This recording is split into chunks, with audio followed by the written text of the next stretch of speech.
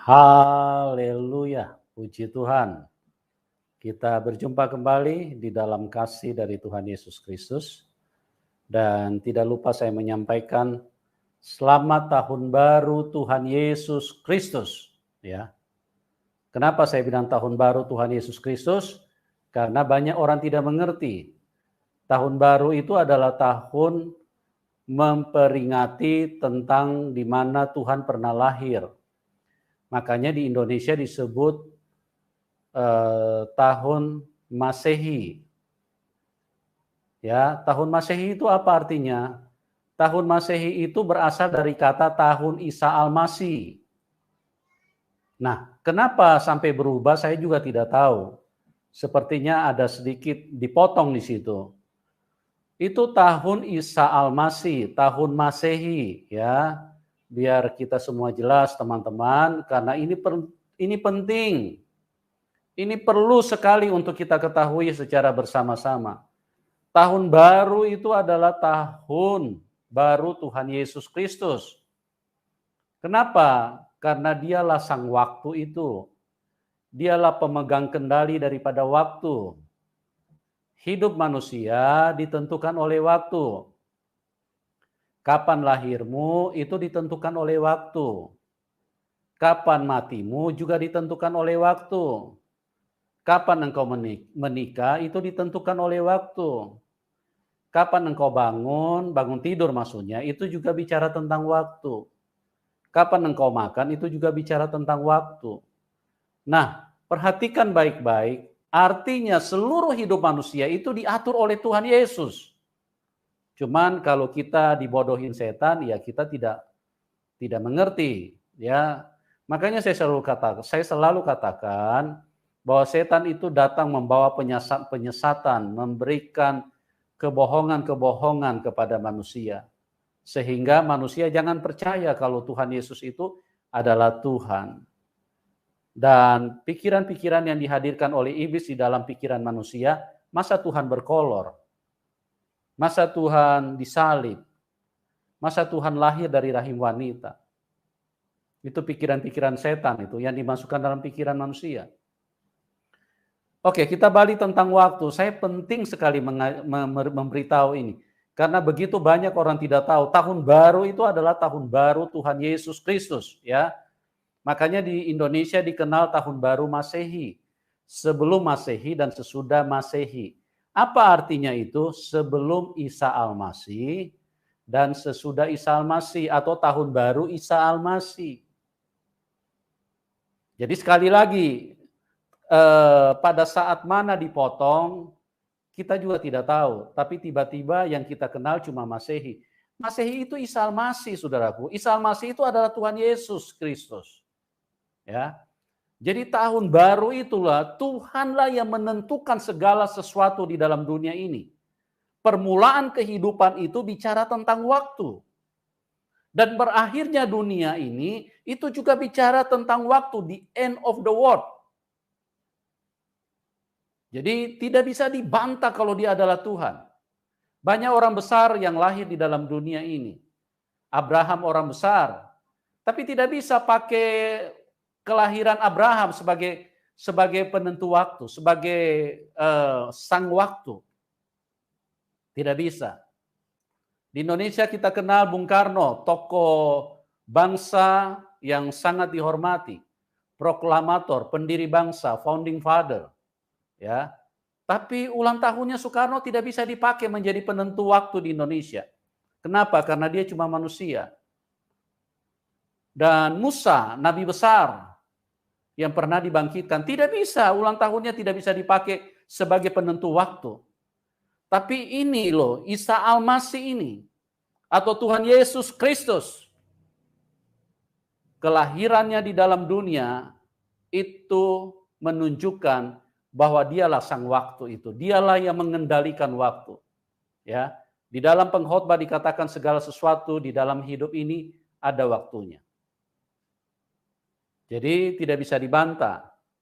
Kapan tumbuh kumis di mulut Anda, itu bicara sang waktu. Ya, karena tidak mungkin anak umur 3 tahun terus kumisnya sudah 3 cm. Itu bicara waktu. Ya. Kapan Anda tumbuh jenggot, itu juga bicara waktu. Semua bicara waktu.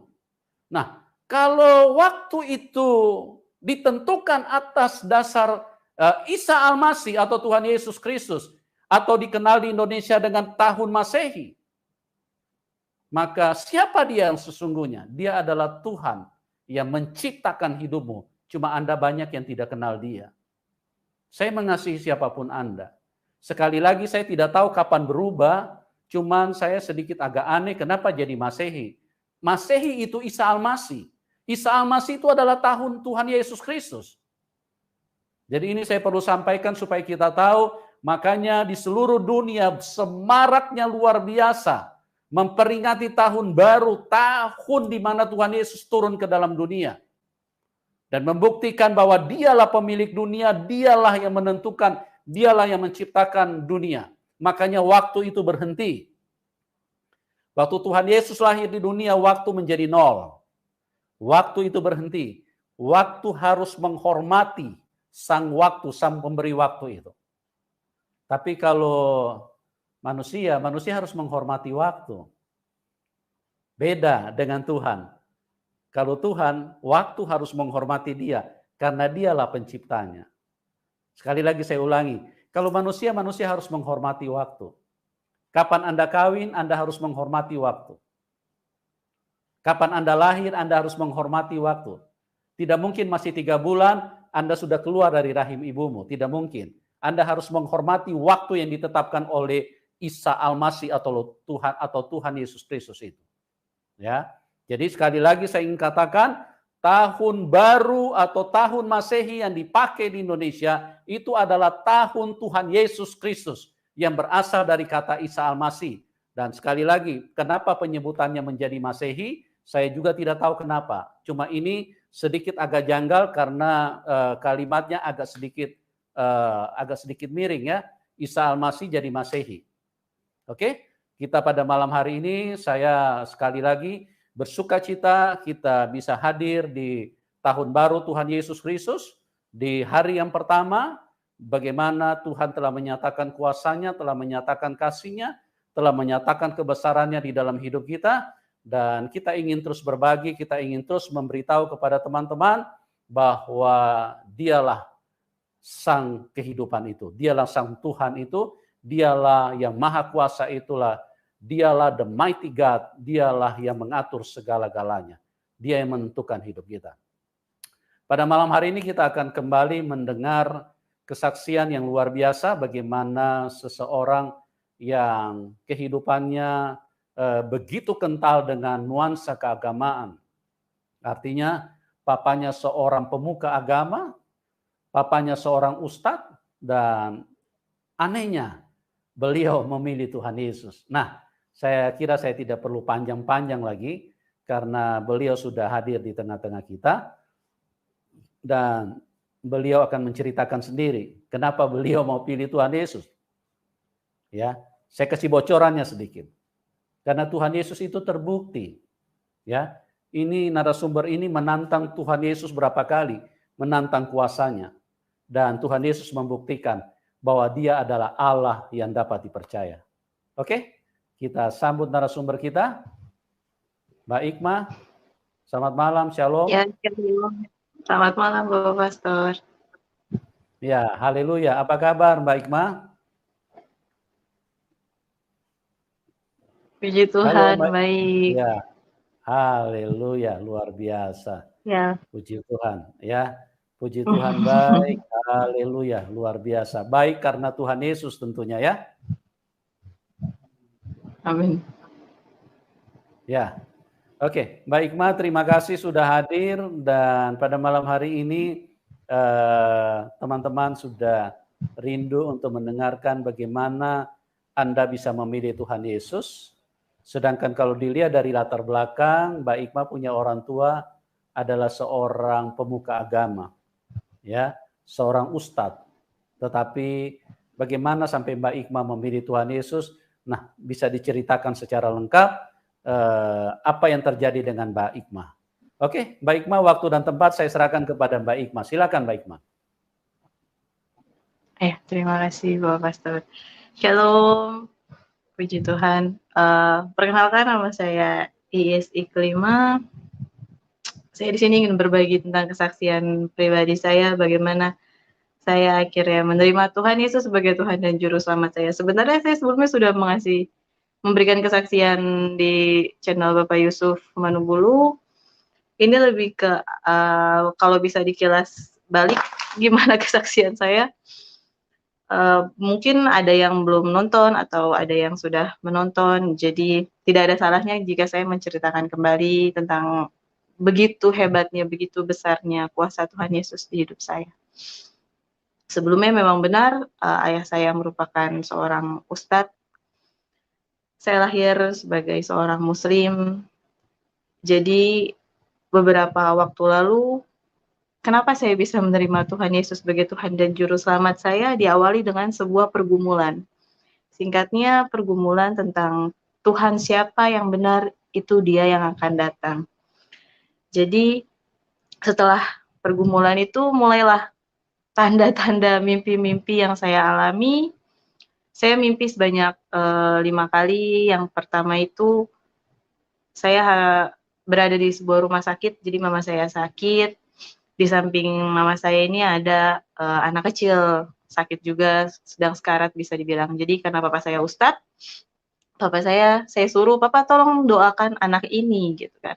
Lalu setelah didoakan, anak ini tidak sembuh. Kemudian anak ini tuh bangun, lalu anak ini bilang, "Tolong taruh tangan kalian di atas kepala saya," gitu kan. Kita semua lalu taruh tangan kita di atas kepala anak kecil ini. Itu puji Tuhan, anak kecil ini sembuh. Lalu berikutnya, saya ke arah kamar mandi belakang rumah sakit itu ada seorang laki-laki tinggi besar. Lalu laki-laki ini bilang, "Peluk saya," ini gitu kan.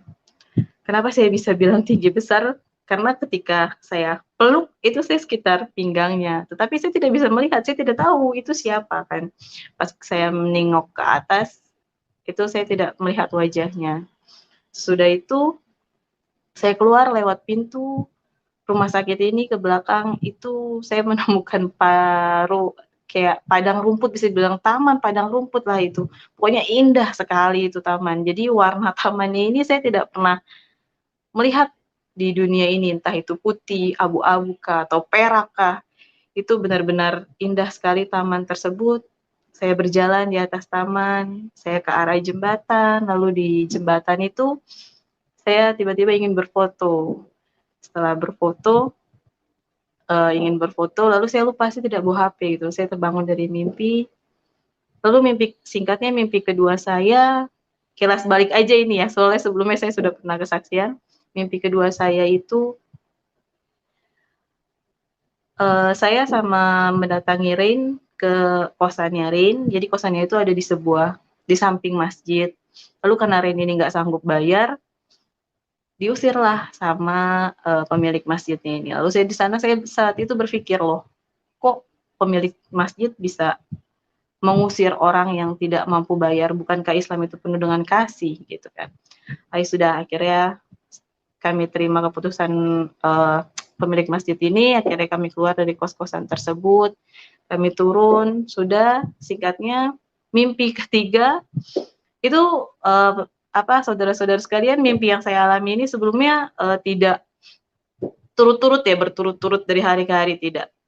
Jadi mimpi ketiga ini saya berada di sebuah masjid, saya ingin sholat saat itu, sholat berjamaah. Saya masuk ke dalam syaf barisan sholat. Nah, di tengah-tengah kami ini ada seorang laki-laki, kayak semacam tim penilai seperti itu. Lalu sebelum kita sholat, laki-laki ini bilang, "Kalian semua salah, kalian harus mundur ke belakang 6 langkah. Otomatis imam masjidnya ini tuh mundur, jadi kita semua tidak jadi sholat. Nah, mulai dari situ saya berpikir, memang sih mimpi itu kan kita tidak tahu ya. Pada saat itu saya tidak tahu kenapa sih kita bisa terjadi mimpi gitu. Yang saya tahu, kita mimpi itu karena memikirkan hal tersebut sebelum tidur, makanya terjadilah mimpi. Jadi saat itu saya tidak mengetahui ilmu pasti tentang kenapa sih kita bisa bermimpi kayak gitu. ceritanya kan Rain ini seseorang yang bergumul sama saya tentang Tuhan siapa yang benar, itu siapa yang itu Tuhan yang benar adalah Tuhan yang akan datang nantinya. Nah, saya takut setengah mati karena basic saya Muslim. Jadi ini kenapa sih saya mimpi seperti ini? Apakah ada hubungannya dengan pergumulan doa saya sebelumnya atau memang hanya bunga tidur saja? Jadi saya menguji saat itu, menguji kenapa saya bisa memimpikan hal tersebut. Jadi saya memutuskan untuk lost komunikasi sama Rain ini. Setelah lost komunikasi, inilah saudara-saudara sekalian, mimpi keempat saya yang sangat luar biasa. Saya memimpikan Tuhan datang kepada saya diajak sama Rain ke sebuah rumah, lalu Rain bilang sama saya, perkenalkan ini Tuhan Yesus. Saya menjabat tangan Tuhan, saya menangis di situ. Saya tidak tahu saya menangis itu karena apa.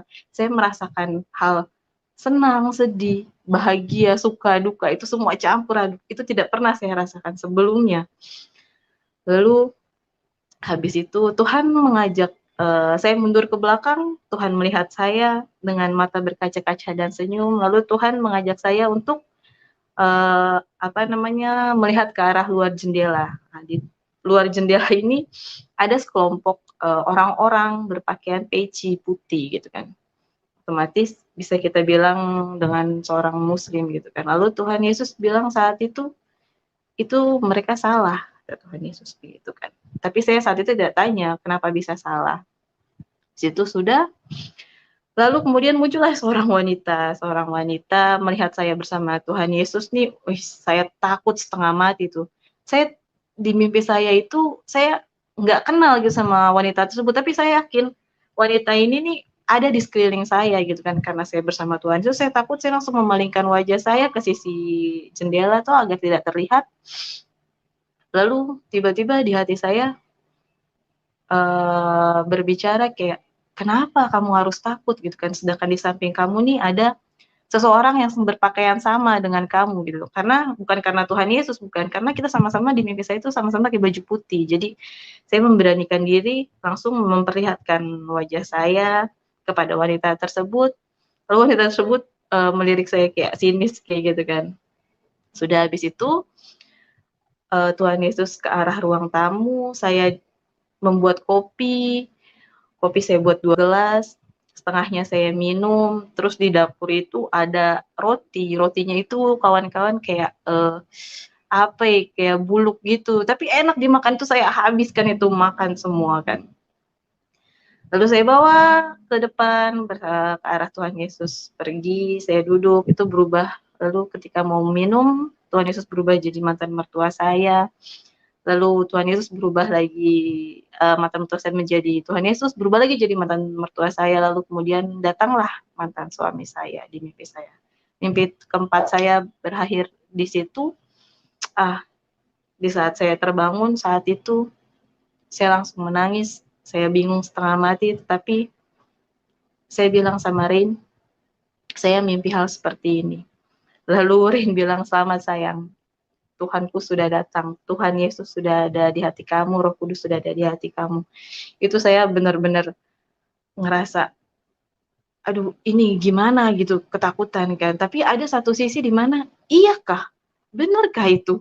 Kayak gitu kan. Tapi ketika itu saya tidak mau yang namanya didoktrin gitu kan. Kata Rain saat itu, banyak yang terpanggil tetapi sedikit yang terpilih.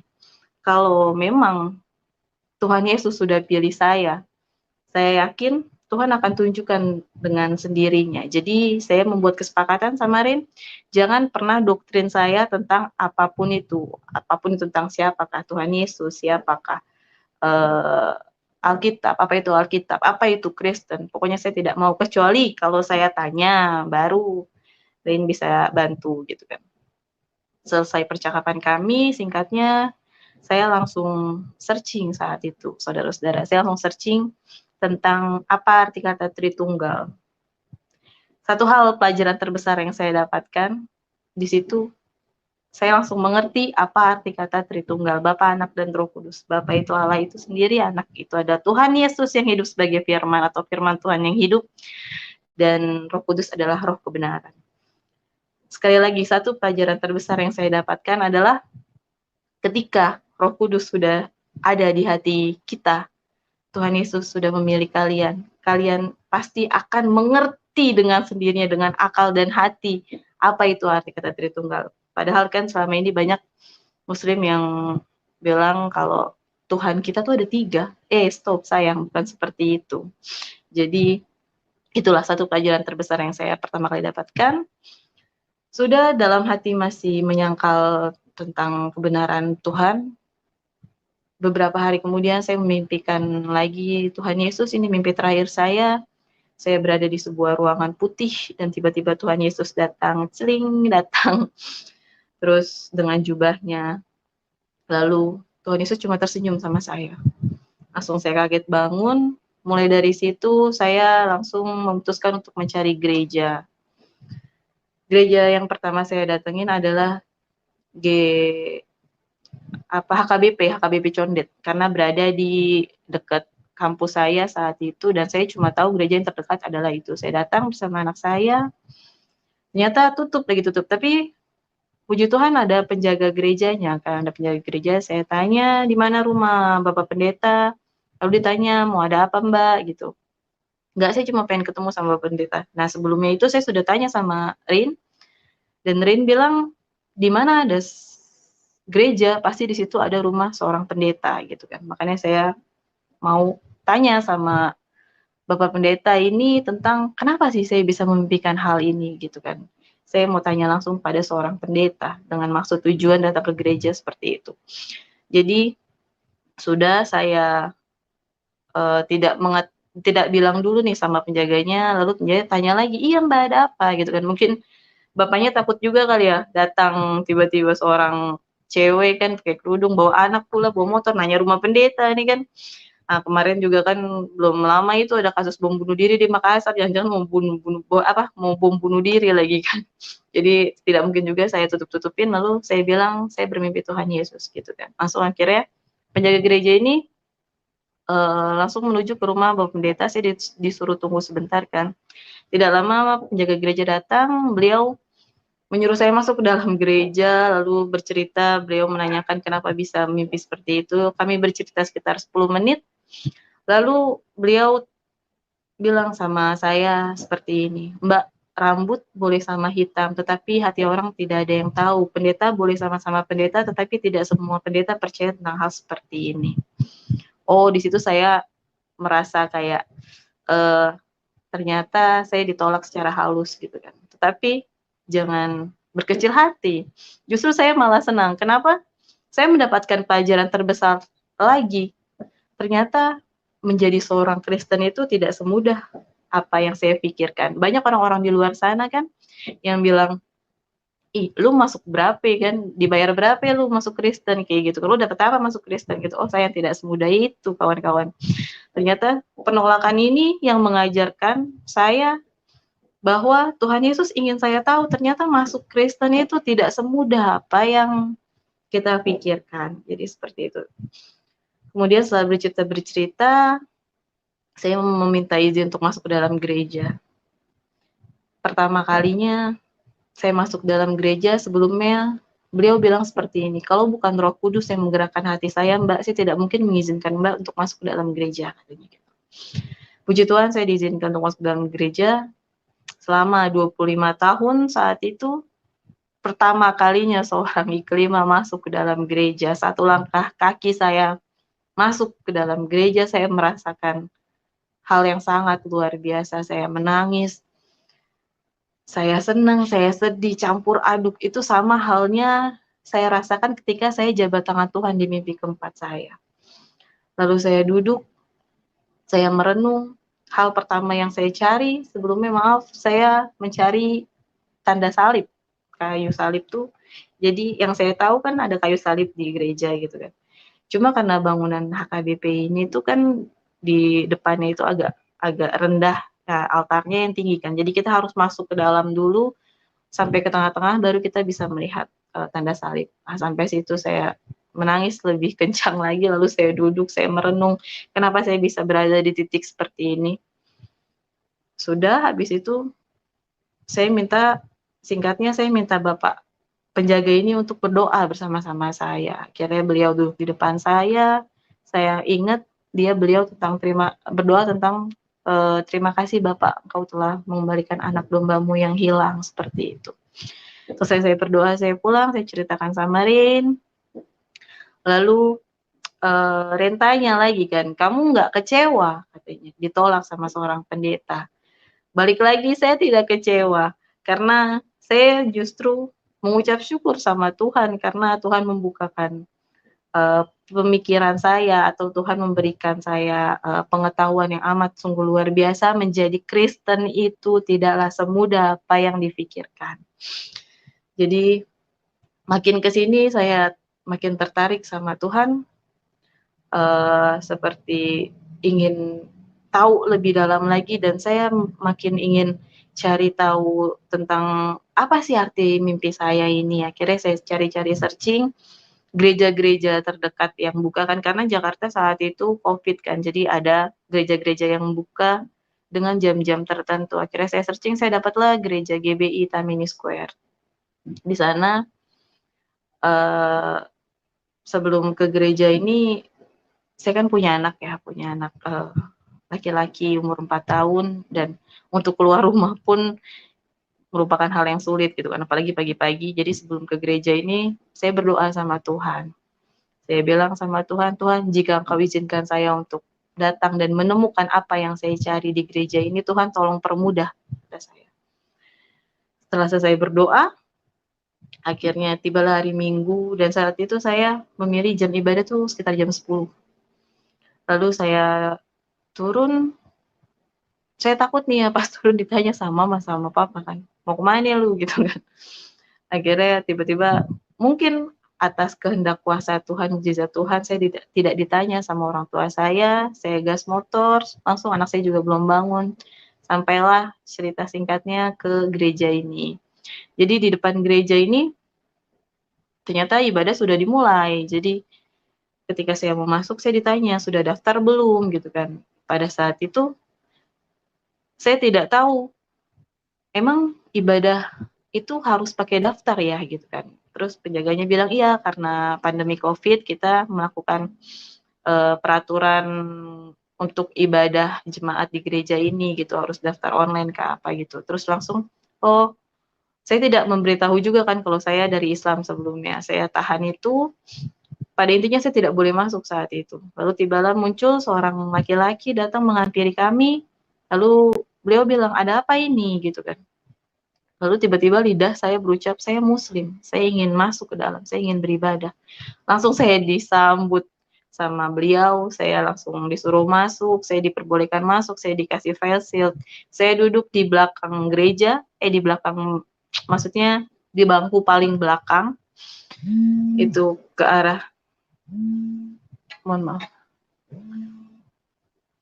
ke arah pintu gereja. Lalu, di sana pertama kalinya saya tersentuh dengan lagu-lagu rohani. Jadi ketika lagu rohani dimulai, saya menangis luar biasa, sangat tersentuh hati saya. Kemudian selesai pujian penyembahan, Bapak Pendeta berkhotbah tentang anak domba yang hilang. Puji Tuhan, ternyata tanpa saya bertanya sama seorang pendeta secara langsung gitu kan tentang mimpi saya, ternyata Tuhan sudah tunjukkan dan Tuhan sudah kasih tahu ini loh iklimah jawabannya kayak gitu. Jadi selesai ibadah saya diminta sama pelayan kakak gini, kakak pelayan untuk bercerita-cerita di ruang sekretariat. Ketika kita bercerita, itu kakak Gi bilang, Tuhan Yesus nih, singkatnya aja intinya, disalib untuk menebus dosa manusia, seperti itu. Oh, berarti saya teringat dengan mimpi saya sebelumnya di saat saya menjabat tangan Tuhan. Saya merasakan hal senang, suka, duka yang luar biasa. Itulah Tuhan mau iklimah tuh ngerasain bagaimana prosesnya Tuhan ketika disalib, kasih sayangnya Tuhan kepada umat manusia sehingga Tuhan mau disalib menebus dosa manusia tersebut kan. Sungguh luar biasa. Lalu karena di mana GBI ini ada bahasa roh, cerita selesai, akhirnya kan kita di ruang sekretariat tuh ada 4 orang. Jadi saya, Kakak Gi, Kak Naomi, sama seorang laki-laki nih. Saya pikir kan karena GBI ini kebanyakan pendetanya mungkin masih muda, saya pikir ini sama kayak pelayan-pelayan biasa. Ternyata itu adalah seorang pendeta. Lalu Kakak Gi meminta beliau untuk mendoakan saya diminta doa untuk pengakuan iman, jadi tangan saya disuruh di dada seperti ini. Saya suruh mengikuti apa yang beliau ucapkan. Itu hal hal spiritual yang saya rasakan, saudara-saudara. Jadi sebelum jadi posisinya ketika saya habis menangis kan, itu kan rasanya tuh pusing ya, otomatis konsentrasi juga berkurang. Dan pertama kalinya juga saya mendengar bahasa roh, itu karena di belakang itu Kakak Naomi sama Kakak Gi berbahasa roh. Jadi mungkin kalau secara logika terganggu juga gitu kan tingkat konsentrasi. Tapi puji Tuhan itu pengalaman spiritual yang saya dapatkan ketika Bapak Pendeta itu mengucapkan doa dan saya suruh mengikuti beliau. Itu saya dengan cepat, dengan lantang saya mengikutinya, bahkan sebelum beliau itu tutup mulut nih, maksudnya selesai mengucapkan, saya sudah seakan tuh saya sudah tahu apa yang mau beliau ucapkan itu. Haleluya, puji Tuhan. Lalu selesai dari sana, saya pulang, habis pulang itu di GBI ini kan ada yang namanya KUL. KUL itu kayak semacam penguatan kita, kafling, saya ingat saya itu kafling cendana kalau nggak salah deh. Terus habis itu setiap hari Jumat jam 7 malam, di mana kita saatnya kita beribadah, kita memuji Tuhan. Itu saya di kamar, pas jam 7 malam setiap hari Jumat, itu saya selalu kunci pintu kan, di belakang pintu, terus pakai headset gitu kan. Saya tidak mau gitu kan tiba-tiba kalau misalnya saya lagi melipat tangan nih, atau saya lagi berdoa, tiba-tiba adik saya kan masuk atau orang tua saya gitu kan, ngelihat saya melipat tangan, mati saya. Tapi satu hal yang saya mau ceritakan tentang KUL ini, saya merasa iri dengan Kakak Gi sama Ibu Siska. Itu mereka tuh bisa memuji Tuhan begitu lantang, menyanyikan pujian-pujian dengan lantang, membaca firman Tuhan dengan lantang. Kenapa saya harus ngumpet-ngumpet? Kenapa saya nggak bisa? Saya bilang sama Tuhan, Tuhan, kapan ya saya bisa seperti mereka? Terus ada satu kerinduan saya tentang memuliakan nama Tuhan seperti mereka. Jadi itu merupakan salah satu doa saya juga. Sudah habis itu muncullah mukjizat-mukjizat Tuhan yang saya alami. Di antaranya saya waktu itu ingin mencari buku bekas untuk kuliah saya kan. Itu ada toko itu ada di depan Terminal Pinang Ranti, tetapi pas saya datang tuh ternyata sudah digusur gitu kan. Habis itu saya cari searching, dapatlah banner gitu. Di banner itu ada nomor pemiliknya, lalu saya hubungi beliau, dikasih alamatnya, saya cari lewat Google Maps. Saat itu saya tidak punya paket data. Saya hafal, saya tahu jalan itu dan saya hafal. Tetapi pada saat sampai di jalanan di lokasi tersebut, itu banyak banget gang dan saya sudah tanya sana sini kanan kiri itu tidak ada yang tahu gitu kan, karena beliau ini ngontrak. Jadi bukan rumah asli. Lalu saya satu lagi, saya itu saudara-saudara paling senang yang namanya menantang Tuhan. Sebelum saya menerima Tuhan Yesus, sebelum saya dibaptis, saya paling senang namanya menantang Tuhan. Saya bilang sama Tuhan saat itu kan, Tuhan, jika Engkau Tuhan yang hidup, Engkau akan tunjukkan di mana toko buku ini Tuhan. Saya yakin dan percaya kalau memang Tuhan benar Tuhan yang hidup, Tuhan akan tunjukkan. Jadi itu tantangan saya kepada Tuhan waktu itu. Ketika selesai berdoa, ketika mengucapkan hal itu selesai, saya langsung berjalan sekitar beberapa meter ke depan motor saya kan. Saya tanya sama satu orang, Mbak tahu toko buku ini nggak? Oh langsung ditunjukin, Mbak belok sini, belok sana, belok sana. Puji Tuhan ketemu saat itu. Itu kayak gimana nih, saya ngerasa, ih bener nih Tuhan Yesus adalah Tuhan yang hidup. Beneran nih, itu bener-bener Tuhan loh. Kayak gitu. Jadi karena nggak terlalu jauh kan antara Terminal Pinang Ranti sama Mall Tamini Square ini. Jadi gerejanya ini ada di Mall Tamini Square paling atas. Jadi apa namanya, saya ada satu kerinduan, saya pengen berdoa nih dalam gereja gitu kan, karena saat itu saya tahu orang Kristen ini bisa apa sih, hanya bisa berdoa di dalam gereja yang saya tahu. Jadi kayak pengen juga lah datang ke rumah Tuhan kan. Apa sih namanya, saya naik ke sebelum saya naik ke atas itu saya ingin mencari kalung salib itu, karena apa ya, saya tidak pernah bisa saat itu, saya tidak berani, bukan tidak pernah, saya tidak berani untuk mempunyai Alkitab di rumah karena takut ketahuan juga. Saya punya hanya Alkitab online di HP.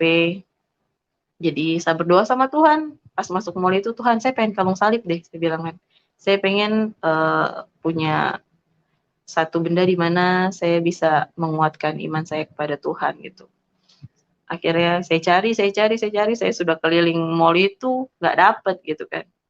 Terus mukjizat kedua Tuhan atau kuasa Tuhan kedua yang saya alami itu adalah ketika saya menantang Tuhan sekali lagi di dalam mall itu, saudara-saudara. Saya menantang, kata saya gini, karena saya udah capek nih, udah capek muter-muter nggak dapet-dapet kan. Terus saya berdoa sama Tuhan, Tuhan, saya pengen deh punya satu benda yang bisa menguatkan saya sama Tuhan. Saya pengen punya kalung salib Tuhan, gitu kan. Amin, saya tantang Tuhan, jika Engkau Tuhan yang hidup, Tuhan, saya percaya, tahu Tuhan akan memberikan saya kalung ini. Dan saya berdoa, jadi posisinya saya berdoa di hook, di ujung ruko, itu saya cuma muter satu ruko, muter begini saja nih, itu ketemu satu penjual aksesoris. Memang kalung saya ini bukan kalung emas, tapi sangat berharga untuk saya. Itu apa namanya, saya tanya sama penjualnya, Mbak ada kalung salib gitu? Ada Mbak, tinggal satu kata dia. Tapi yang kecil. Itu memang yang saya cari Mbak gitu. Akhirnya puji Tuhan, saya ketemu kalung itu, saya beli, langsung saya naik ke atas. Itu pas saya di depan lift itu kan bisa kelihatan kan langsung ke depan gereja. Jadi pas saya nyampe depan lift itu, keluar dari lift, itu penjaga gerejanya baru ngebuka gereja. Jadi puji Tuhan, Tuhan sudah atur sedemikian rupa waktu untuk Iklima tuh bisa berdoa di dalam gereja. Andai kata Iklima telat kecepatan. Andai kata Iklima kecepatan 5 menit saja, Iklima pasti akan kecewa karena tidak bisa berdoa di dalam gereja tuh karena gereja masih tutup. Tapi Tuhan sudah atur waktu sedemikian rupa agar Iklima bisa berdoa di rumah Tuhan yang kudus. Amin, haleluya. Akhirnya Iklima masuk ke dalam gereja, saya minta izin, saya berdoa di dalam gereja itu, saya menyerahkan seluruh hidup saya sama Tuhan. Tuhan, saya tidak tahu saat itu cara berdoa, maksudnya memang Tuhan tuh tidak suka yang bertele-tele gitu kan, Tuhan suka yang langsung to the point. Saya cuman diajarkan saat itu, Tuhan kau sesungguhnya tahu apa isi hatiku Tuhan, kayak gitu. Saya menangis, saya takut, jujur saya takut kalau orang tua saya tahu bagaimana, nasib saya bagaimana, kayak gitu kan. Saya serahkan semua sama Tuhan di gereja itu, akhirnya saya pulang.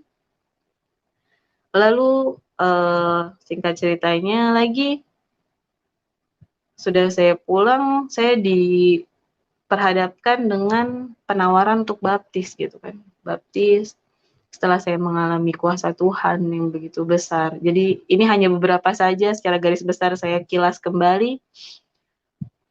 Saya ditawarin untuk baptis, saya berdoa sama Tuhan, Tuhan saya baru kenal Tuhan tuh beberapa minggu saja, saya bilang kan. Apakah secepat ini Tuhan gitu. Lalu saya juga berpikir mukjizat yang sudah saya alami atau kuasa Tuhan yang sudah saya alami itu sungguh luar biasa gitu kan. Akhirnya saya serahkan sama Tuhan dengan keterbatasan saya saat itu. Puji Tuhan saya dibaptis itu pada tanggal 27 Maret 2021. Jadi ketika dibaptis itu nama saya dipanggil, saya masuk ke dalam kolam. Saat itu saya masih ingat Bapak Pendeta Budi, kalau nggak salah, Bapak Pendeta Budi yang baptis saya dalam nama Bapa, Anak, dan Roh Kudus. Saya dibaptis selam. Itu saya merasakan kayak kegembiraan yang sungguh luar biasa. Ketika saya naik dari kolam, saya langsung ambil sikap duduk. 4 doa yang saya doakan saat itu, doa pertama itu untuk orang tua saya, yang kedua itu untuk anak saya, yang ketiga itu untuk orang tuanya Rain, yang keempat itu untuk Rain sendiri, pekerjaannya Rain sendiri. Dan puji Tuhan, haleluya, keempat doa setelah saya baptis, itu Tuhan sudah jawab semua, saudara-saudara. Amin. Jadi setelah baptis ini, saya diperhadapkan dengan memikul salib Tuhan, sungguh luar biasa. Ujian, tantangan, cobaan, masalah-masalah yang saya hadapi. Ketika selesai dibaptis, sebelum dibaptis, Tuhan sangat baik kan sama saya, kayak apa yang saya minta pasti Tuhan kasih, apa yang saya mau Tuhan pasti kasih, apa yang saya tantang Tuhan akan buktikan. Tetapi ketika selesai dibaptis, ini Tuhan uji, benar-benar menguji saya. Ini iman saya benar-benar nggak sama Tuhan nih?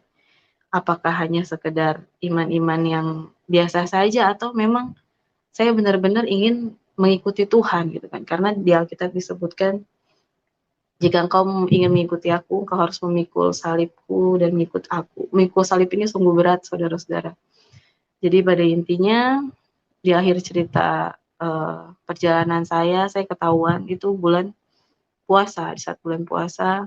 Jadi perempuan yang ada di mimpi saya itu adalah orang yang ngasih tahu ke orang tua saya. Jadi saya ada buat video di media sosial, itu dengan kata-kata, jalan-jalan ke kota kudus, aku tuntun kau ke jalan Kristus, kalau nggak salah tuh, saya masih ingat. Itu ditemukan sama saudara saya, dan saudara saya kirim ke WhatsApp keluarga. Akhirnya ketahuanlah, mama saya tanya, lu Kristen, kata dia gitu kan. Ketika saya sudah dibaptis, saya takut untuk menyangkal Tuhan. Saya bilang, apaan sih, itu cuma video saja. Tapi saya tidak menyangkal kayak, enggak kok, enggak gitu, enggak. Bilang cuma video saja gitu. Saya takut menyangkal Tuhan saat itu. Kira saya masuk kamar, saya berdoa sama Tuhan, Tuhan, lembutkanlah hati orang tua saya, Tuhan. Saya takut kan di kamar diapain, saya tidak tahu itulah. Akhirnya bapak saya pulang dari sholat raweh, bapak saya marah-marah, naik ke atas. Saya takut bapak saya marah-marah, maksudnya. Bapak saya naik ke atas, saya dipanggil, saya tidak mau, bapak saya naik. Itu benar-benar hati saya tenang, tapi mulut saya terkunci, kayak gitu. Bapak saya bilang, nggak boleh kak, jadi gitu kan, itu bukan Tuhan, segala macam lah. Benar Kristen atau gitulah, pokoknya pertanyaan-pertanyaan seperti itu. Lalu saya dalam hati cuma mengucap satu doa, Tuhan ampuni mereka Tuhan, sesungguhnya mereka tidak tahu apa yang mereka perbuat Tuhan. Cukup mengucap itu saja. Jadi saya tidak mau orang tua saya kena karma Tuhan kan. Sudah akhirnya saya diproses ini sekitar 1 minggu, saudara-saudara, diproses mengikut Tuhan sekitar 1 minggu. Habis itu bapak saya nih kayak selalu datang ke kamar di lantai 2 kan, ke kamar saya, ngintip saya, nih anak lagi ngapain nih, nih anak lagi ngobrol sama siapa nih kan. Habis itu sudah, saya ngerasa kayak saya nggak bisa begini terus, saya harus buat pengakuan iman sama orang tua saya. Saya harus mengakui Tuhan gitu kan, saya ingin merdeka. Akhirnya beberapa hari kemudian, saya memberanikan diri berdoa sama Tuhan untuk pengakuan iman saya. Saya bilang sama orang tua saya, Tuhan, Bapak waktu itu mau berangkat tarawih, terus sebelum itu saya duduk di tangga, terus saya bilang sama Bapak, Bapak saya ingin ngomong," gitu kan, kata bapak. "Iya, mau ngomong apa, Kak?" "Aku Kristen, saya Kristen." Bapak kaget sama mama kan, "Hah? Jangan aneh-aneh, Kak, jangan aneh-aneh, Kak, hancur, Kak," katanya, "hancur, Kak, jangan aneh-aneh, Kak," gitu. "Apa kata orang, Kak, Bapak ustad," kata dia gitu, "masa anak Bapak Kristen, jangan aneh." "Sudah, Kak, jangan ya," kata dia.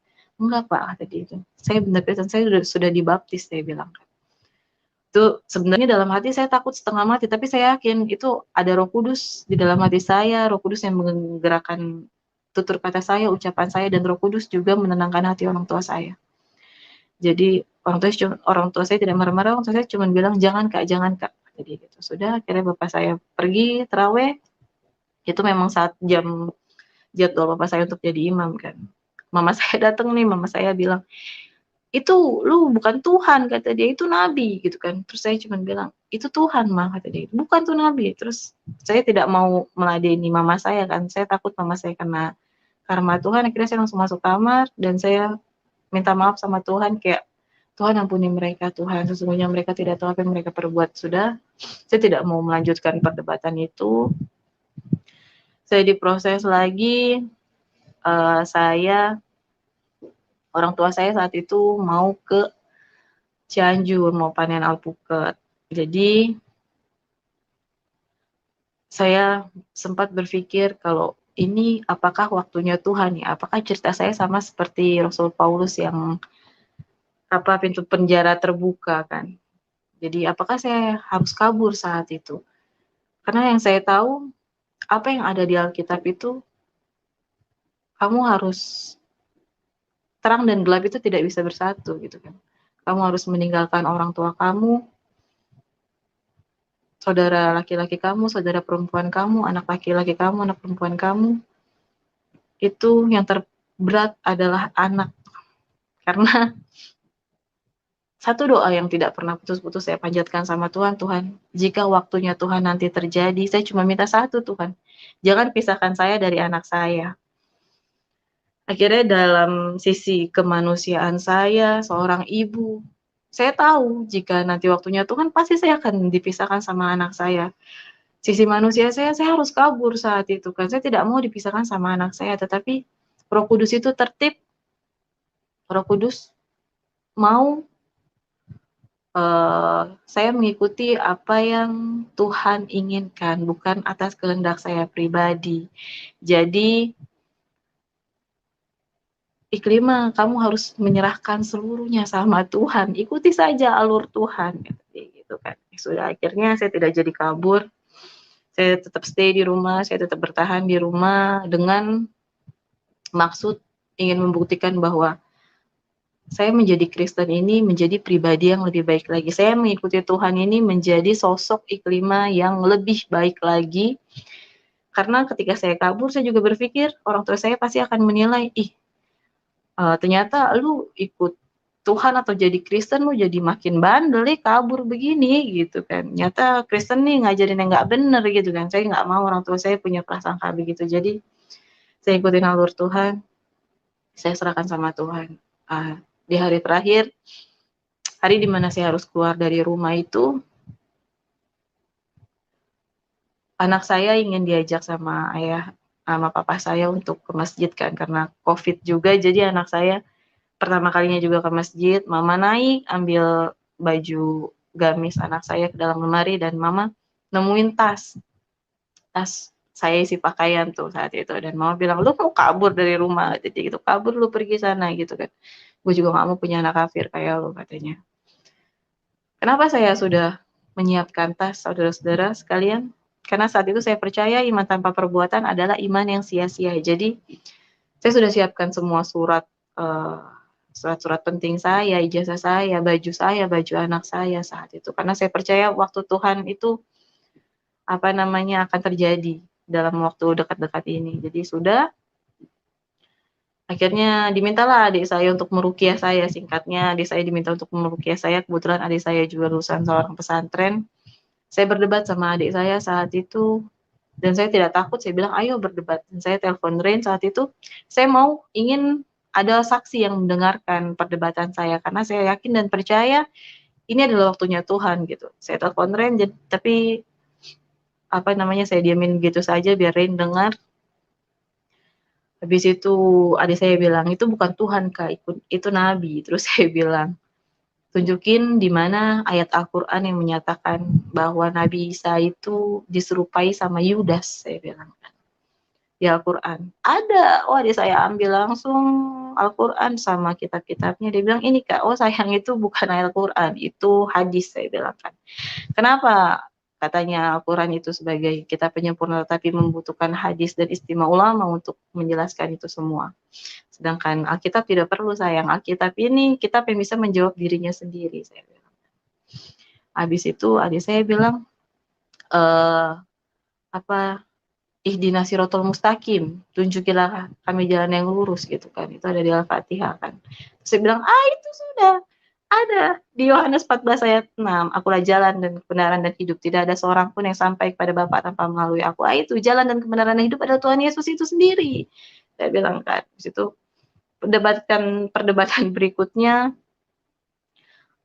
adik saya bilang, Tuhannya orang Kristen itu ada 3, Kak. Gitu. Terus saya bilang, ketika saya bermimpi, saya juga awalnya dalam Islam juga berpikir sama, orang Kristen tuh Tuhannya ada 3, tapi ketika saya berjumpa sama Tuhan, saya langsung searching, saya jelaskan sama adik saya langsung searching apa itu Tritunggal dan saya langsung mengerti, di situ. Ketika Roh Kudus sudah ada di hati seseorang, otomatis itu orang itu pasti akan dengan sendirinya mengerti apa arti kata Tritunggal itu sendiri. Adik saya langsung bilang, "Lu mimpi Tuhan," kata dia, "lu mimpi Tuhan Yesus, panggil Tuhan lu sekarang," kata dia. Dengan lantang saya bilang, "Amin," saya bilang kan. "Nanti Tuhan sendiri yang akan datang, Tuhan akan jamah bapak, mama, elu sekalian," gitu kan. Lalu saya balik tanya kepada adik saya, kenapa di Al-Quran itu disebutkan Tuhan Yesus mati lalu bangkit?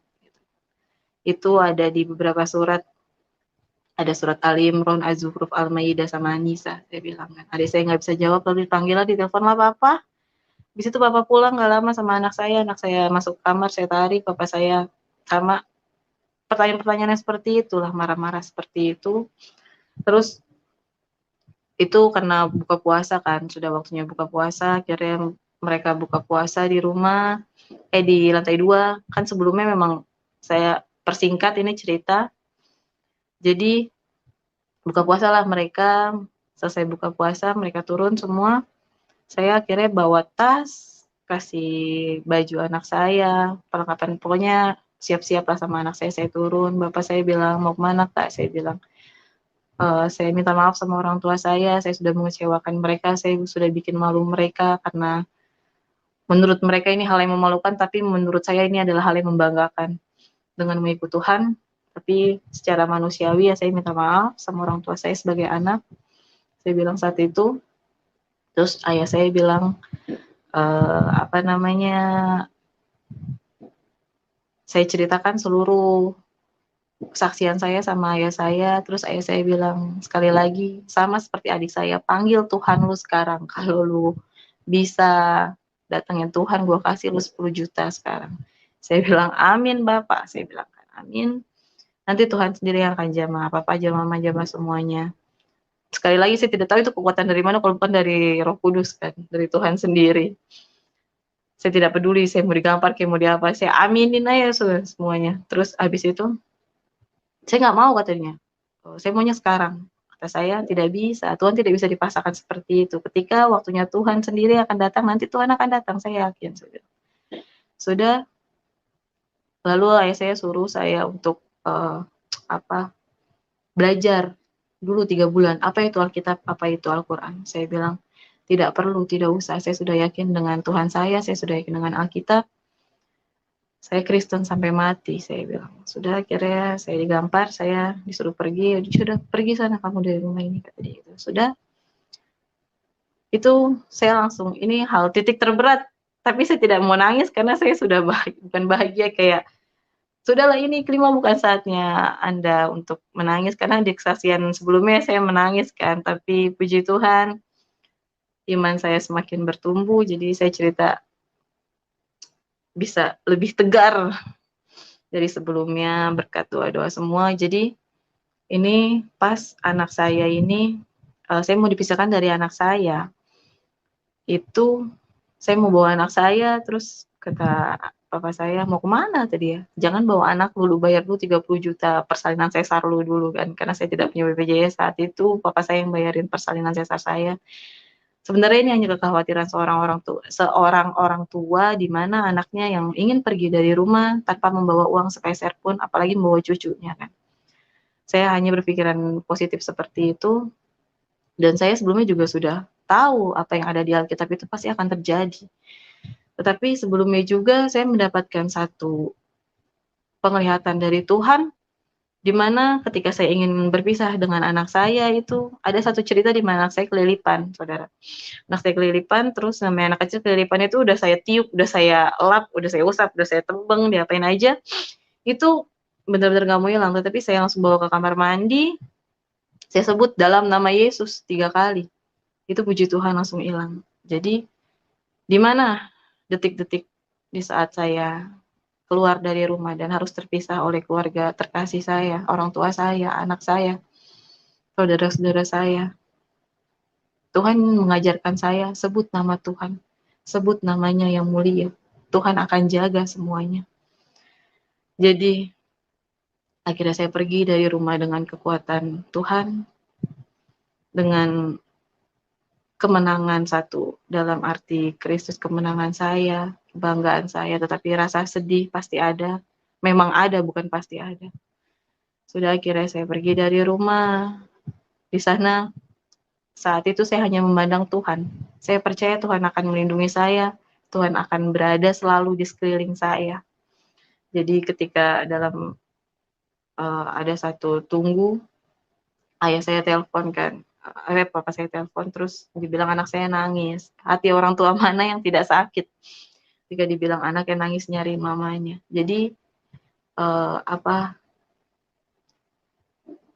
ada satu sisi saya ingin balik ke rumah karena belum jauh kan.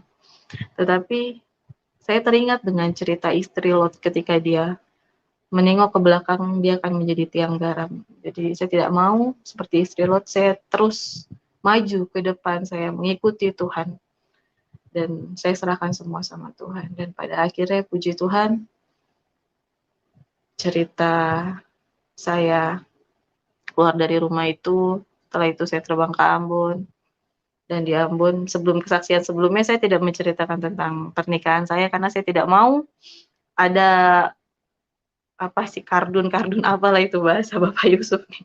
Itu muslim-muslim yang bilang, lu pindah agama karena lu ikut suami gitu kan. Jadi saat ini saya menceritakan saya sudah menikah sama suami saya itu bulan Juli, dan suami saya itu adalah orang yang bergumul bersama saya, itu Rain. Jadi saya sudah menikah bulan Juli kemarin, tanggal 19. Itu saya mempunyai satu mama rohani, kalau di Ambon kan ini Mama Sarani yang dibilang kan.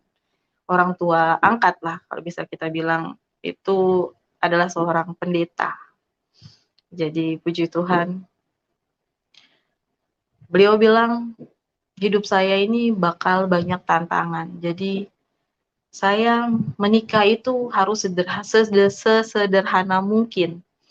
Jadi saya menikah saat itu menikah massal, yang dari sisi saya manusiawi ya, saya ingin nikah secara, maksudnya secara tidak massal gitu, sendiri, keluarga inti gitu. Tapi Tuhan suruh saya kayak, benar ya, saya harus secara sederhana mungkin menikah, jadi tidak perlu yang mewah-mewah karena hidup saya ini bakal banyak tantangan. Sudah saya ikutin aja, enjoy aja, happy aja, apa maunya Tuhan.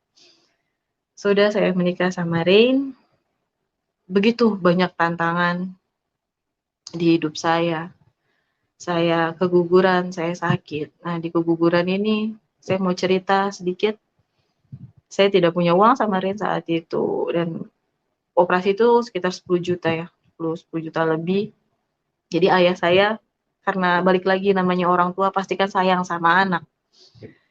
Dan ayah saya suruh saya berobat kan, karena saya nggak tahu itu maksudnya keguguran itu kenapa perut saya masih sakit kan. Akhirnya suruh periksa, namanya orang tua pasti sayang sama anak. dan ayah saya membiayai saya di proses operasi ini. Ayah saya kirim uang, dan satu hal pelajaran, saya singkatnya, satu hal pelajaran, ayah saya bilang kan, saya selalu bilang sama orang tua saya, tolong terima saya sama Rin dengan iman saya bilang kan. Saya kangen sama kalian, saya kangen sama anak saya bilang kan. Dan saat itu Rin juga belum bekerja, saya juga belum kerja karena di kampung tuh. Habis itu kata ayah saya, sudah sini ke Jakarta, kata dia gitu. Tapi saya takut disuruh jadi muslim lagi, balik jadi muslim gitu. Terus kalau untuk Rin, papa bilang itu bukan kewajibannya, tapi kalau untuk saya itu masih kewajiban beliau untuk menyuruh saya untuk kembali ke muslim. Karena papa saya ini orang yang ada, orang berada, bisa dibilang kayak apapun harta yang saya minta, apapun yang saya minta pasti papa turuti. Tetapi saya paham betul, beliau masih ingin saya untuk kembali ke muslim.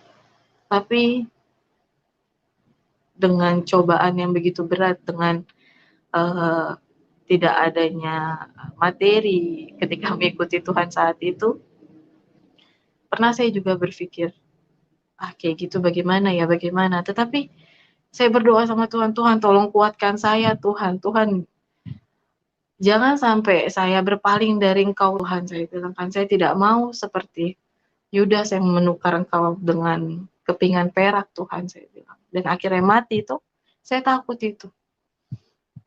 Jadi saya tidak mengikuti apa saran dari orang tua saya untuk ke Jakarta karena saya takut untuk dijadikan muslim lagi kan. Dan saya tidak mau menyakiti hati beliau juga kan. Akhirnya pergumulan terberat saya sih tentang hal ini, tentang orang tua sama anak. Sudah tuh saya selesai dioperasi, puji Tuhan saya dipulihkan sama Tuhan dengan caranya, dan pelajaran yang saya dapatkan, pelajaran kenapa orang tua saya bisa membiayai saya, dan orang tua saya dengan membiayai dan berharap saya kembali ke muslim. Tetapi di situ cobaan untuk saya sendiri ketika orang tua saya membiayai dan saya bisa berhadapan dengan, ikut balik ke orang tua nih, gue bakalan seneng gitu kan. Tetapi Tuhan mencobai saya di saat seperti itu. Tapi puji Tuhan, saya masih tetap setia sama Tuhan Yesus. Amin. Jadi sudah selesai dioperasi, kembali diberhadapkan. Kemarin kan saya cerita saya di Ambon, tetapi saya sekarang berada di Timika, di Papua. Jauh banget ya iklimnya, ya jauh banget. Karena Tuhan mau saya menyebarkan kebenaran di sini kan. Jadi kenapa cerita yang saya bisa sampai ke Timika ini? Saya sama sih, namanya hidup kan pasti sulit ya. Saya menerima suami saya dengan segala kekurangan, kelebihan, apapun itu. Walaupun susah, suka, duka, senang, saya terima itu diperhadapkan dengan kesulitan yang saya bisa bilang cukup amat berat dan mengharuskan saya untuk bekerja. Akhirnya saya minta kakak saya yang ada di Timika ini, kakak tolong cariin saya pekerjaan. Lalu kakak saya, mari datang ke Timika. Akhirnya saya datang ke Timika, puji Tuhan saya sudah bekerja di laundry, di sini salah satu laundry. Ketika saya bekerja di sana, saya ketemu sama Bapak Pendeta Simanjuntak. Itu GPI Mesias. Beliau nyuruh saya untuk datang ke acara Natal. Sebenarnya gini, ada satu cerita menarik. Saya bilang sama Tuhan, Tuhan saya ingin memuliakan namamu secara live, secara langsung di dalam gereja, Tuhan. Kapan Tuhan? Kayak gitu kan. Kan selama ini saya cuma streaming kayak gini kan di YouTube. Saya ingin sekali aja Tuhan sebelum Natal kah atau pas Natal kah, saya ingin memuliakan nama Tuhan di dalam gereja. Saya berdoa seperti itu terus sama Tuhan. Puji Tuhan saya dipertemukan sama Tuhan sama seorang Bapak Pendeta Simanjuntak, itu GPI Mesias, Bapak Gembala. Lalu saya diundang, beliau bawa undangan ke saya bilang, itu langsung spontan saya bilang, Bapak Pendeta, bolehkah saya kesaksian di gereja Bapak? Saya bilang kan. Oh boleh Mbak, dengan senang hati, itu yang saya tunggu-tunggu. Puji Tuhan, haleluya, Tuhan sudah jawab doa saya. Kemarin tanggal 22 Desember, saya pertama kalinya sebelum Natal, itu saya memuliakan nama Tuhan secara live, secara langsung di dalam gereja. Lalu ada kuasa-kuasa Tuhan beberapa. Jadi saya punya cerita lagi tentang betapa besarnya kekuatan doa. Itu laundry saya nih ceritanya nih, itu listriknya habis. Listriknya habis. Sebelumnya kan sudah diisi sama sama teman saya, tapi dia lupa nyalahin stop kontaknya ke atas kan. Itu saya pikir kan sudah diisi dan pas nyalain stop kontak nyala gitu kan. Pokoknya ditolong sama teman satu lagi. Saya juga tidak tahu bagaimana cara isi listrik listrik yang pakai pulsa kan. Itu 2 hari berikutnya setelah kita isi tuh tiba-tiba tuh listrik bunyi lagi, terus saya bilang sama pengawasnya, "Kakak, ini kayaknya belum keisi kapal." Soalnya kan memang Kakak Yanti saat itu isi tuh dia lupa nyalahin stop kontak ke atas kan. Terus, "Iya Kak," kata dia, "iya, coba diisi," gitu kan. Kita isi lagi, masih ada struknya kan disimpan di HP. Pengawas itu isi gitu kan, 3 kali ngisi dia nggak bisa. Terus saya bilang, "Ih, bagaimana ini?" Jangankan kata dia gini, "Ih, kalau misalnya angus kita ganti," kata dia gitu kan. "Ih, mati, ganti, suruh ganti." Berapa ratus ribu, 120 tuh waktu itu. Terus di situ saya berdoa sama Tuhan. Saya bilang, "Tuhan, saya belum pernah nih isi token listrik nih," saya bilang kan. "Tapi saya percaya, coba saya naik. Kakak awas turun, saya naik," saya bilang kan. Terus pas saya isi, sebelum saya isi, saudara-saudara saya sebut apa? Dalam nama Yesus 3 kali. Saya bilang, dalam nama Yesus, dalam nama Yesus, dalam nama Yesus. Saya pencet pelan-pelan, pelan-pelan, pas pencet tombol merah, cetret, selesai. Itu keisi, itu bener-bener kayak, tuh kan saya langsung bilang sama pengawasnya begini, "Kakak, betul kan?" Saya bilang kan, "Makanya Kakak, saya bilang, "Kalau apa-apa tuh selalu dalam nama Yesus, sebut nama Tuhan," saya bilang begitu. Itu cerita, cerita, kesaksian pribadi saya tentang betapa besarnya kekuatan doa dan keyakinan dan pertolongan Tuhan. Lalu, eee, apa, sampailah kepada Natal ini, kita tahu bagaimana di kelahiran Sang Juru Selamat ini merupakan sukacita bagi kita, dan kita juga tahu banyak cobaan yang akan dihadapi sama Tuhan. Di Natal pertamanya kelima ini, saya mendapatkan satu rasa di mana saya merasa sendiri karena suami saya ini dipanggil ke Bintuni untuk katanya honor ini mau ada pengangkatan toh, cuma kan suami saya ini sudah honor selama 10 tahun di Bintuni, cuma belum diangkat-angkat, sempat kecewa juga, tetapi saya bilang, "Kalau memang ini jalan Tuhan sudah berangkat tidak apa-apa, saya Natal sendiri saja," saya bilang kan. Bagaimana tidak sedih, maksudnya cuma hanya suami saya di sini yang walaupun ada kakak, tapi kan keadaan suami sangat berarti di Natal pertama, tetapi jadilah kehendak-Mu Tuhan, bukan kehendakku, jadi sudah berangkat sana gitu. Saya Natal sendiri, diperhadapkan lagi sama orang tua saya yang selalu kirim saya tentang kesedihan, pengharapan saya ingin kembali ke Muslim. Cerita-cerita teman-teman saya yang datang menengok anak saya dan anak saya nangis, ingat mamahnya, kayak gitu. Jadi sungguh luar biasa, sangat berat. Tapi jangan takut, karena 25 Desember itu sebentar lagi kemarin Juru Selamat telah lahir. Beginilah proses yang harus Iklima hadapi, dan saat itu saya langsung keinget cerita, saya langsung menghubungi Ibu Pendeta, dan Ibu Pendeta itu sebentar saya buka, pesan dari Ibu Pendeta sangat sungguh luar biasa, mungkin saya bisa sampaikan kenapa saya diuji begitu besar. Pas mau memasuki Natal ini, Ibu Pendeta bilang, "Sayang, ini seumpama tantangan Natal. Saat Yesus hendak lahir jelang Natal, Yusuf hampir saja meninggalkan Maria. Itu ada di Matius 1 ayat 18-25. Rasa cemburu Herodes membuat dia ingin membunuh Yesus dan menyuruh orang Majus datang memberitahukan di mana Yesus jika mereka telah menemukan Yesus. Itu ada di Matius ayat 2, kata Ibu Pendeta. Di Matius 2 ayat 1-12. Bahkan sampai Yesus lahir, Herodes tetap memburu keluarga Yesus. Itu ada di Matius 2. Rancangan kebaikan Allah selalu hendak dirusak, kata Ibu Pendeta. Rancangan kebaikan Allah selalu hendak dirusak oleh pekerjaan jahat iblis. Tapi percayalah sayang, Tuhan Yesus ada sama-sama dengan Ima. Percayalah sayang, Tuhan Yesus akan selalu bersama-sama dengan iman. Iman selalu bertumbuh dalam penderitaan. Berusahalah untuk tahan uji.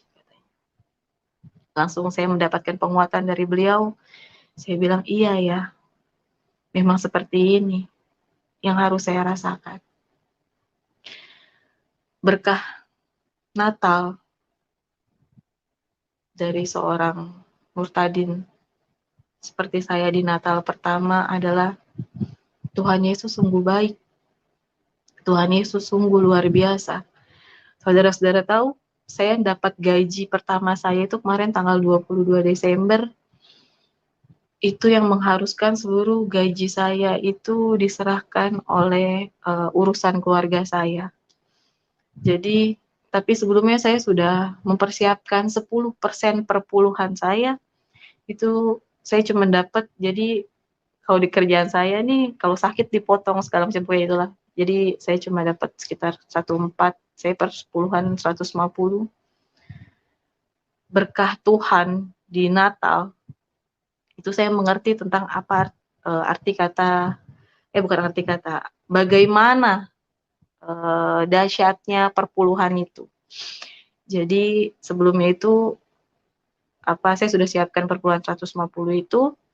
Ini perpuluhan ini sekaligus pergumulan saya dengan pekerjaannya Reni ini. Karena Reni ini kan sebelumnya karena sudah kecewa, jadi dia rada tidak mau kasih kabar untuk balik, tidak dengan seperti itu.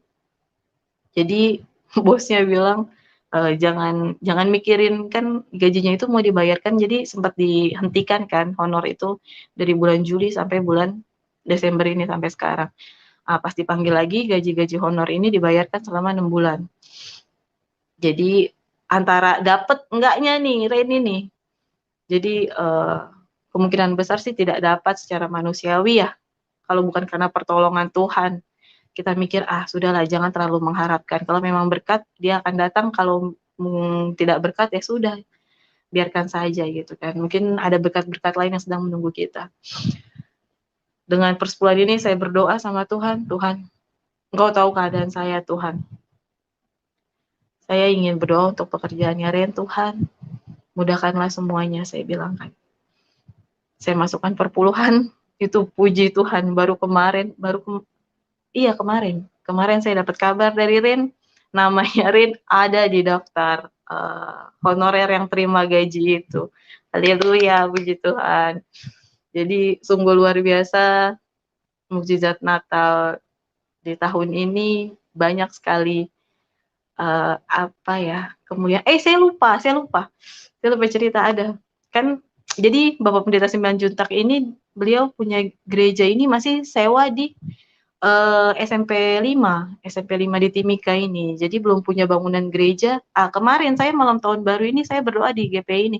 Saya ini ibadah nih sebenarnya di sini, saya sebenarnya GPM, cuma ya karena saya hari Minggu ini kerja, jadi jarang ke gereja, nggak bisa ke gereja karena kerja tuh tidak boleh libur. Liburnya di hari biasa.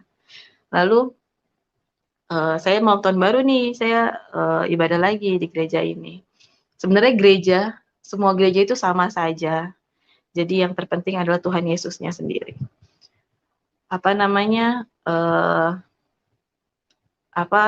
Saya akhir tahun berdoa di situ, itu cuma jemaatnya hanya 3 kepala keluarga, sekitar 8 orang, 7 orang ya, begitulah sedikit. Itu Bapak Pendeta sungguh luar biasa, beliau main keyboard sambil taruh mic di sini gitu kan, Ibu Gembalanya juga yang nyanyi gitu, sama-sama pujian penyembahan di depan. Sungguh luar biasa deh pokoknya Bapak Simanjuntak. Terus abis itu saya berdoa sama Tuhan kan. Sebelumnya juga saya berdoa sama Tuhan. Tuhan, saya berdoa mudah-mudahan GPI Mesias ini bisa punya gedung gereja sendiri Tuhan. Berkuasalah Tuhan, berkehendaklah Tuhan, berikan mukjizat-Mu Tuhan. Saya berdoa sama Tuhan kan. Lalu pas selesai ibadah nih, maksudnya dalam hati saya sedih gitu kan, saya miris. Aduh, Bapak Pendeta Sumsio, sungguh luar biasa pengorbanan Bapak. Dari nol gitu kan, berjuang sama Ibu Gembala membangun gereja ini. Mudah-mudahan Tuhan berikan berkat-lah Tuhan gitu. Maksudnya saya dalam hati berdoa gitu kan. Dengan keringat bercucuran seorang pendeta.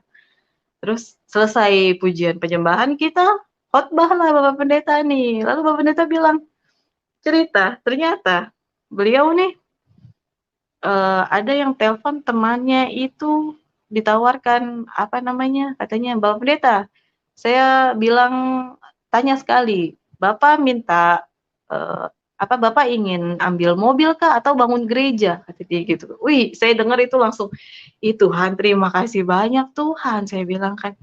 Ditawarin, maksudnya langsung ditawarin bangun gereja, diberikan berkat sama Tuhan yang sungguh luar biasa, GPI Mesias ini. Langsung Bapak Pendeta bilang, mobil kita udah ada, maksudnya gitu kan, walaupun jelek tapi kan ada, yang penting gereja dulu gitu kan untuk jemaat. Akhirnya puji Tuhan, sekarang Bapak Pendeta sudah mendapatkan berkatnya untuk GPI Mesias ini.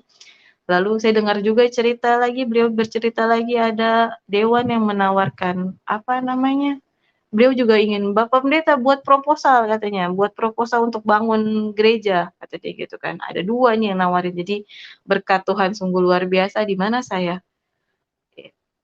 bukannya sombong atau bagaimana, jadi dibilang kebetulan kah atau bagaimana saya juga tidak mengerti ya. Jadi saudara-saudara, apapun yang saya juga sekaligus ingin bertanya sama Bapak Yusuf nih, apapun yang saya inginkan gitu kan, apapun yang saya doakan itu tidak lama, itu pasti langsung Tuhan jawab. Jadi ada lagi cerita kesaksian saya, itu sama pengawasnya, Kakak Nelly ini. Jadi Kakak Nelly itu gajian tanggal 23, beliau ambil gaji sekitar 3.020.000, 20.000-nya dikasih ke Ima, kan Ima kasir di laundry kan. Terus dikasih, dikasih, terus Ima bilang, Kakak, Tuhan memberkati kau gitu kan. Nanti Kakak akan dapat berkat yang sungguh luar biasa. Itu, saudara-saudara, 10 menit, gak nyampe 10 menit. Ih, saya merinding nih. Gak nyampe 10 menit, tiba-tiba tiba-tiba Kakak Nelly itu dapat telepon dari temennya yang kerja di Freeport gitu kan. Katanya suruh kirimin dia nomor rekening. Ih, Tuhane, itu bener-bener kayak bener nih, itu kan kayak luar biasa. Jadi satu hal yang saya pelajari, kekuatan doa dan keyakinan sebagai orang yang percaya Tuhan akan jawab semuanya secara luar biasa. Amin. Pertolongan Tuhan itu tepat pada waktunya. Jadi apa yang kita ucapkan, apa yang kita doakan, apa yang kita inginkan, apa yang kita mau, kalau didasari dengan kekuatan, kepercayaan, kepasrahan, kita serahkan seluruhnya sama Tuhan, itu Tuhan yang akan jawab. Jadi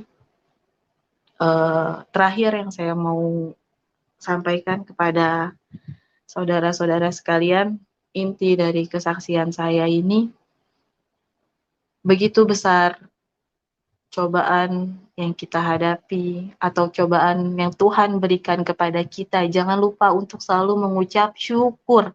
Walau kita nggak makan, kita selalu bilang terima kasih Tuhan, saya nggak makan gitu. Berarti Tuhan mau saya diet kan? Terima, kamu kegendutan, kamu harus kurus. Jadi apapun itu, kita harus selalu mengucap syukur sama Tuhan. Cobaan yang Tuhan berikan, masalah-masalah, tantangan, apapun itu kita harus berterima kasih sama Tuhan. Kebahagiaan, kita harus berterima kasih sama Tuhan ya. Kalau namanya bahagia pasti kita selalu ingatlah mengucap syukur. Tapi apakah ketika kita dalam keadaan susah, tertekan, masalah sana sini, kita akan jarang orang yang selalu mengucap syukur. Jadi saya ingin mengingatkan, jangan sampai lupa untuk bersyukur sama Tuhan. Dan masalah apapun yang kita hadapi sejatinya adalah Tuhan ingin iman kita selalu bertumbuh bersamanya, gitu. Jadi, terus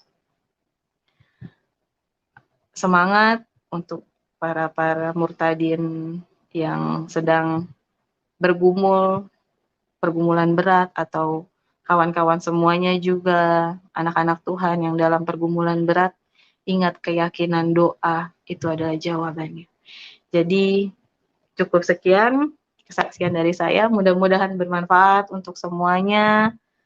Mohon maaf bila ada salah-salah kata. Sekali lagi selamat Natal dan Shalom. Haleluya. Betapa dahsyat Yesus, dan Mbak Iklima sudah membuktikannya. Apa yang dia doakan itu terjadi. Di sini tidak bisa dibantah kalau Tuhan Yesus itu adalah Tuhan yang sesungguhnya. Tuhan yang mengenal jeritan hati, Tuhan yang mengenal, karena hati manusia itu Dia yang ciptakan. Ada bahasa yang mengatakan dalamnya laut dapat diukur, tapi dalamnya hati siapa yang tahu. Tapi saya mau beritahu, Tuhan Yesus itu Maha Tahu. Kalau kita katakan Dia Maha Tahu, Dia Maha Sempurna, Dia Maha Kuasa, ini adalah hakikat Tuhan. Dan tidak bisa dibantah. Bagaimana orang bisa membantah? Dalam hati Mbak Iklima setiap kali berdoa, Tuhan menyatakan mujizatnya. Dan itu luar biasa. Jadi teman-teman yang belum mengenal Tuhan, jangan terlambat. Ingat, waktu ini singkat. Dan kematian begitu dekat dengan manusia. Kalau engkau tidak percaya kepada Tuhan Yesus, engkau akan diterkam setan dan langsung masuk ke dalam neraka. Tapi kalau engkau percaya kepada Tuhan Yesus, manusia hanya pindah tempat. Begitu dia meninggalkan tubuh jasad atau tubuh jasmaninya, dia langsung pulang ke surga. Itulah Tuhan yang baik, Tuhan yang benar, Tuhan yang mengasihi manusia. Nah, Mbak Iklima, saya izinkan mau bertanya sedikit kepada Mbak Iklima. Ya. Kira-kira di dalam firman Tuhan ada yang berbunyi seperti ini, bahwa kita harus pikul salib. Dan di dalam perjalanan iman kita, ada waktu-waktu tertentu Tuhan mengizinkan kita menderita karena kebenaran. Itulah salib. Salib bukan menderita karena kebodohan. Salib bukan juga menderita karena kesalahan. Tapi salib artinya menderita karena kebenaran. Tuhan Yesus menderita disalib karena kebenaran. Rasul Paulus menderita karena kebenaran, diizinkan masuk dalam penjara. Kira-kira kalau Mbak Iklima terjadi seperti apa yang difirmankan Tuhan, artinya semakin ke depan tantangan kita semakin besar. Dan Tuhan ingin melihat iman kita. Bukan Tuhan tidak menolong kita. Bukan Tuhan tidak mau menolong kita. Tapi Tuhan ingin melihat sejauh mana kita mempercayai Dia. Nah, kira-kira kalau tantangan itu makin besar, atau mungkin aniaya terjadi di dalam hidup Mbak Iklima, atau satu penderitaan yang Tuhan pengen lihat Mbak Iklima ini masih tetap setia nggak memanggil nama Tuhan. Kira-kira komitmen apa yang Mbak Iklima bisa sampaikan terutama kepada Tuhan, dan juga kepada teman-teman yang mendengarkan apa yang Mbak Iklima bagikan pada malam hari ini. Apakah Mbak Iklima masih akan tetap menyatakan bahwa Tuhan Yesus itu adalah satu-satunya Tuhan dan tidak ada yang lain? Ataukah Mbak Iklima akan meninggalkan Tuhan dan berbalik kepada keyakinan sebelumnya? Gimana menurut Mbak Iklima? Ya, silakan Mbak Iklima. Baik, saya akan menjawab. Teruslah membaca firman Tuhan. Yang paling saya ingat sampai sekarang adalah Markus 13 ayat 13. Kamu akan